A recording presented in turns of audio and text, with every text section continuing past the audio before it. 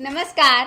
कडाक्याच्या उन्हाळ्याला सुरुवात झालेली आहे आणि ताकाचा व्हिडिओ येणार नाही असं होणारच नाही, कारण ताकाला पृथ्वीवरचं अमृत म्हणलेलं आहे. आयुर्वेदामध्ये तर त्याचे विशेष गुण वर्णन केलेले आहेत. ते दीपन पाचन करणारं म्हणजे पचनशक्ती सुधारणारं आहे, वात आणि कफ कमी करणारं आहे, रुचिकर आहे, असे अनेक गुणधर्म आणि मूळव्याधावर खास त्याचा प्रयोग सांगितलेला आहे. त्याचबरोबर त्यात इतरही अनेक न्यूट्रिएंट्स असतात की जसं की त्यात प्रोटीन्स खूप जास्त प्रमाणात असतं, कॅल्शियम असतं, अँटीऑक्सिडंट खूप जास्त प्रमाणात असतं, लॅक्टिक ऍसिड असतं, प्रोबायोटिक असतं आणि सगळ्यात महत्त्वाचं म्हणजे त्यात पाण्याचा अंश खूप जास्त असतो आणि त्यामुळे उन्हाळ्यामध्ये ते विशेष.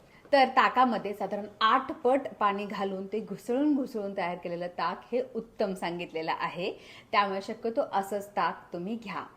ताक दुपारी जेवल्यानंतर घ्यायचं आहे. भोजनांते पिबेत तक्रम असं आयुर्वेदात सांगितलेलं आहे. जेवणानंतर पाण्याऐवजी ताकच घ्या.